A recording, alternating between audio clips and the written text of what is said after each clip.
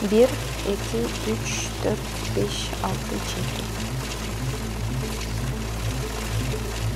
200, 400, 600, 750, 6.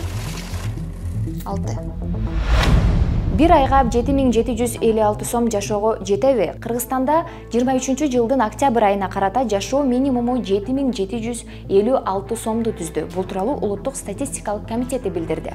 Мындан улам Кактус редакциясы шаардыктардын оюн билип, бул акча канчага жетерин билип көрдү. 7000 в месяц? Что? 7000 мне на 3 дня хватает. Бир жумага деле жетпей калат, бир айга мага 20-25 келет. Если на одного человека не хватит же этого вообще. Мне кажется, это слишком мало на месяц на одного человека. Сейчас любой там студент, он в день намного больше тратит, чем месяц на человека. Это же нереально 7000 растянуть на одного человека на месяц. Только продуктан күнүгө балдарга сүт, печенье алсаң уже 1000 сом. Күнүгө. 7 күнгө, 10 күнгө жеткирсем болот.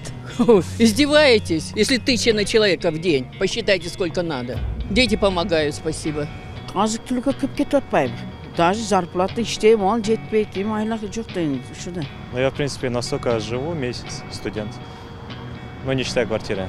Карманные расходы на питание, в принципе, хватает столько. Ну, это студент, да, это студент. Ну, ни на что больше, не, ну, развлечения, это не входит туда. Прожиточный минимум в месяц? Нет, конечно. Ну, только на продукты? Да, ну, на 20 000. На один день. Ну, на все, на один день хватает. На дорогу, на продукты. Я знаю, что мне в день вот хватает 5000. Ну, 5-7.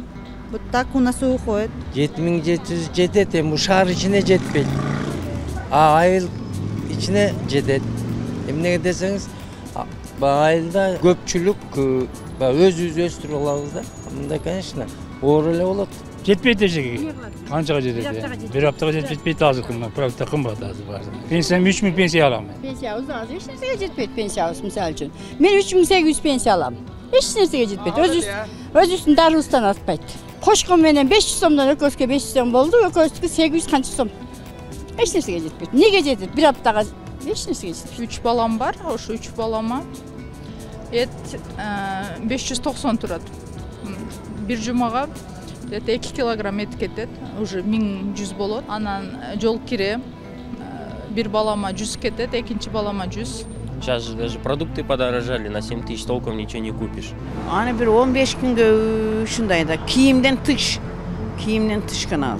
Ну, у меня около 12-13 тысяч уходит в месяц. Это только продукты и на себя, на проезд, вот так. Ну, около 70 000 я трачу в месяц. Вот. На себя только.